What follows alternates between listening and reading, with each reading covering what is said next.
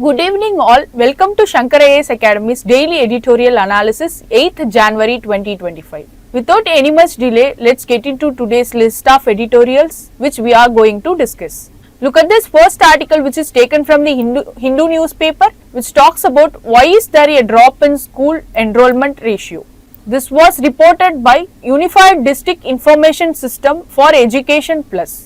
In this editorial, we are going to see about Unified District Information System for Education Plus and its role towards the enrollment and why the enrollment ratio was dropped, and also we are going to see some of the government initiatives towards increasing the enrollment of Indian education system. Then the second article, which is taken from the Indian Express newspaper, which talks about let's trust our universities. This editorial is about UGC's recent recommendations 2025 towards Vice Chancellor's selection and education policies with the eminent changes to make Indian education standard towards global standard. In this editorial, we are going to see some of the important recommendations of UGC and its advantages and disadvantages with the way forward measures towards Indian education system. So without any delay, let's dive into the discussion. Look at this editorial which talks about India's latest Unified District Identification System of Education Plus data towards 2022 to 23 and 23 to 24 reveals 6% drop in enrollment ratio of Indian education system. This decline stems from stricter data methods, overestimated earlier figures, and the closure of 8,700 schools, mainly government-run schools, to meet right to education norms. These factors included with reduced incentivized demographic shift and policy changes with states like Jammu and Kashmir, Assam and Bihar, who are considered to be the most affected in the enrollment ratio. So the Ministry of Education stressed improved data accuracy but it notes limited comparability to previous year. In this editorial, we are going to see about Unified District Information System about Education Plus in detail with its key features and data findings, and also we have to see what are all the reasons behind this dropping ratio in enrollment. In the light of it, government takes some of the initiatives towards increasing enrollments in education sector, particularly in government schools, to meet the right to education, which try to ensure the fundamental rights, that is right to education in India. For that, first we have to see what is Unified District Information System of Education Plus. This the system for Education Plus is an online data collection system which was developed by Department of School Education and Literacy in India. It was introduced to replace the manual paper-based data collection process with improvement in data capture, mapping and verification. With this information, let's move on to the key factors of this Unified District Information System for Education Plus. The first one is data collection. This scheme collects comprehensive data on various aspects of school education, including students' enrollment, teacher details, school infrastructure and educational outcomes. In online platforms, the system facilitates online data entry and verification at the school, block, district and state level. Data analysis and reporting. This scheme provides tools for data analysis and generates reports to help policymakers and education administrators to track progress, identify areas of concern and make informed decisions. With this information, let's move on to the roles and responsibilities of Unified District Information System for Education Plus. The first one is monitoring and evaluation. This helps to tracking progress towards educational goals and identifying areas for improvement among the students and the school education system in India. Resource allocation. Allocation of resource effectively based on the needs of different regions and schools according to their regional needs and comparability to other region. Planning and decision making. Providing data-driven insights for education planning and decision making for various levels in various sectors. The fourth one is improving education quality, identifying gaps in education quality and implementing targeted interventions to improve the quality of education system in India. With this all, let's move on to the latest findings of this Unified District Information System for Education Plus.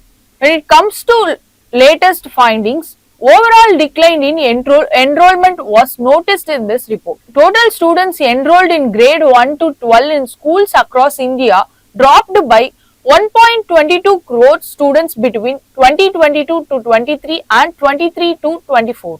In this enrollment, approximately 25.8 crore in 2022 to 23, but fell into 24.8 crores in 2023 to 2024, which makes 6% decline compared to earlier years. Decreased in school closure. The number of schools covered by this report was dropped from 1,58,903, that is on 2017 to 18, to 1,41,891 in 2023 to 24.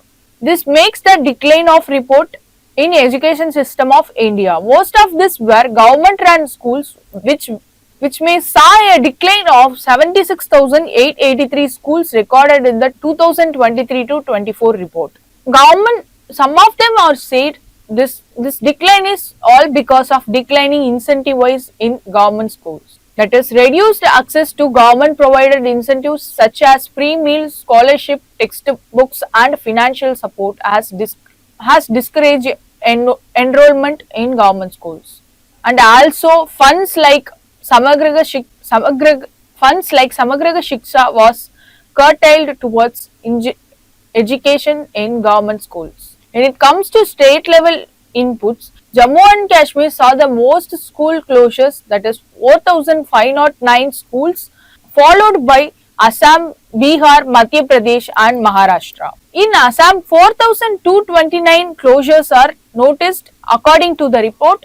In Bihar, 3,256 closures are noticed, and in Madhya Pradesh that was 2,170 closures. In Maharashtra it was 1,363. Because of these closures, this report seems to be in decline of 6%. Now let's see some of the reasons behind the drop in school enrollment and school closure. Change in data collection methodology. That is, the system implement a new data collection process from 2022 to 23, leading to stricter verification of enrollments. Earlier data was likely overestimated by 5 to 6% as many schools failed to verify students' number accurately. The second one is decline in number of schools. The number of schools covered by this scheme dropped significantly from 1,58,000 to 1,41,000 in the decade. That is, approximately the loss of 8,701 schools was closure during this period. The third reason is reduced incentives. Many students previously enrolled in school for the benefits from incentives like midday meal scheme, free textbooks, scholarship and other government schemes. Example, Samagra Shiksha, which gives free education under that scheme from government school. Example, Samagra Shiksha for government school students. And also a decrease in funding and distribution of these incentives discouraged the enrollment in schools drastically. The fourth one is demographic and social factors. Falling birth rates in some regions may have led to a natural decline in school-age children. The second one is migration of family to urban areas or other regions for work could have led to decrease in rural school enrollments. The fifth reason is dropout and lack of access. That is, economic hardship and social inequality might have forced some families to withdraw children from schools. That is, in remote areas, lack of proper infrastructure, transportation or teachers could also have discouraged enrollment in government schools and rural schools. This is what the issue towards the enrollment in Indian education system. Let's see some of the government mitigation systems towards this enrollment ratio. The first one is Samagra Shiksha. That is, this is a comprehensive scheme that encompasses the entire spectrum of school education from preschool to secondary level. It focuses on improving access, quality, equality and quality of education with the key aspects of focus on marginalized groups, infrastructure development, teacher training and midday meal scheme. The second one is Right to Education Act. This landmark legislation guaranteed free and compulsory education for all children aged 6 to 14 years, and it also mandates the provision of quality education and aims to reduce disparities in access to education in India. The third one is Beti Bachao and Beti Badhao scheme. This campaign forces a improving status of girls by addressing issues like female infanticide and ensuring their access to education. The fourth one is Kasturiba Gandhi Balika Vidyalaya. These are residential schools for girls from disadvantaged backgrounds, providing them with quality education and a safe learning environment. The last one is National Mean Cum Merit Scholarship. The scholarship scheme provides financial assistance to meritorious students from economically weaker sections to encourage their continued education towards their career. Try to write a mains practice question. India's latest unified district information system of education plus data reveals a significant drop in school enrollments. In this context, discuss the social reasons contributing to the fall in school enrollment.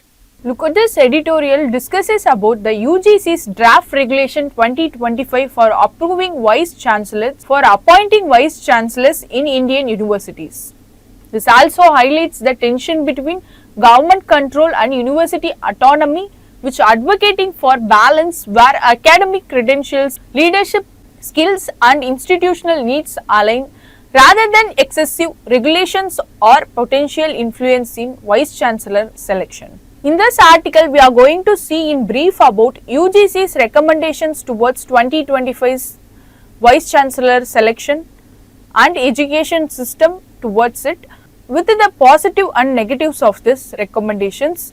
Let's see in detail one by one. According to the latest guidelines of the University Grants Commission, brings transformative changes to India's higher education system with the introduction of acceleration and extended degree programs for undergraduate students, and also this reforms aims to give biannual admissions, that is higher education institutions with the capacity to manage biannual admissions can now enroll students twice a year, offering great flexibility and aligning with international education standards. The second one is multi-entry exit or recognition of prior learning. This will give students can enter and exit academic program at multiple stages.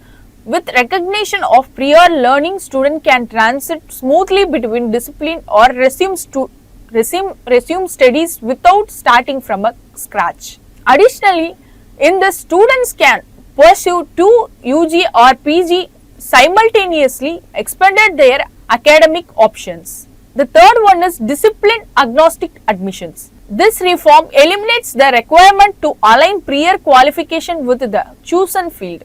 In this, student can now apply for a UG or PG program which provides they meet the relevant entrance examination requirements, which promote interdisciplinary and multidisciplinary learning as per National Education Policy of India 2020. The next one is flexible attendance policy. Higher education institutes are granted autonomy to set attendances requirements based on evolving academic needs, which recognize the diversity in learning models, which includes hybrid and online education system towards higher education to pursue their career as they wish. The next one is credit distribution for degree. To earn an undergraduate degree with a specific major, students must complete at least 50% of their credit in the disciplinary, with the remaining credits allocated to skill-based courses or other disciplines. This structure gives a more holistic and interdisciplinary learning experiences. The next one is accelerated and extended degree program. The introduction of accelerated degree program and extended degree program allows students to complete their degree at different paces. Up to 10% of the intake can be marked for accelerated degree program students, while extended degree program has no cap. From this degrees, duration will be noted, which indicating whether it was completed faster or slower. The last recommendation is eligibility for 4 years UG graduate for advanced PG programs. That is students who completed a 4 years UG degree are eligible for advanced 2-year PG program like ME or MTech. This alignment between UG and PG education encourages deeper research focused learning towards the students because of the recommendations of UGC. Undoubtedly, these recommendations will give us the global standards towards higher education in Indian education system. That's all about latest UGC's guidelines towards the recommendation 2025. Let's see the advantages of this recommendations. Most important and interesting advantages towards the UGC recommendations are, the first one is flexibility and autonomy. Students can design their own academic journey with multiple exit and entry points, that is biannual admissions, and the freedom to pursue programs outside their previous qualification. Second one is interdisciplinary learning. This will remove of discipline specific requirements, and the option to pursue 2 programs promotes interdisciplinary education, which enhances the skill set of the students rather than the learning system. Third one is inclusivity. Recognition of prior learning enables non-traditional learners to integrate seamlessly into higher education, making it more accessible. The fourth one is hybrid learning method. That is online learning platforms which will give flexible attendance policies, which supports diverse learning styles catering to online and traditional education models. The next one is holistic experience. Revised credit structure which foster a broader educational experience, which equipping students with diverse skill beyond their core disciplinary. Next one is degree pace flexibility. Accelerated and extended program offers students the ability to complete degree at their own pace without any hindrance. The last one is seamless UG or PG transition. 4 years UG graduates can directly pursue advanced PG program which promote research-oriented education towards their career. Even though this recommendations has a number of advantages, there are some challenges are there. Let's see what are they. The first one is infrastructure and adaptation. Institutions may struggle with the resources and system needed to support these changes from technology to faculty side. The second one is academic quality. The flexibility may risk and diluting academic standards if not closely monitored. Admission complexity. Multiple entry points and diverse programs could complicate admissions and exam system which was followed in Indian education system. Fourth one is students' well-being. Dual degree or accelerated program may increase stress affecting students' performance based on their previous disciplinary. Next one is equity. Ensuring that all students, particularly marginalized groups, can fully benefit from these reforms is a challenge among the social and economically backward classes students. The last one is resistance to change. That is, institutions and faculties may resist adopting these new models which will hindering the effective implementation of the UGC's recommendations. From this editorial, we are going to conclude this with some of the UGC's recommendations are really good towards global standards. So, we must adapt to this UGC's recommendations to meet the global standard of higher education in India. With this all information, try to write a mains exam. With this all information, try to write a mains question. The question is, evaluate the impact of UGC's proposed reforms on students' access to interdisciplinary education with particular emphasis on the removal of disciplinary rigidity and the introduction of accelerated degree program. What are the potential pitfalls of these changes? Try to write the answer of this mains question and drop it in the comment. Now coming to the conclusion, If you like this video, hit like, do comment and share it to your friends and family. And at last, don't forget to subscribe this Shankar IAS Academy's YouTube channel. Thank you for listening. Have a nice day.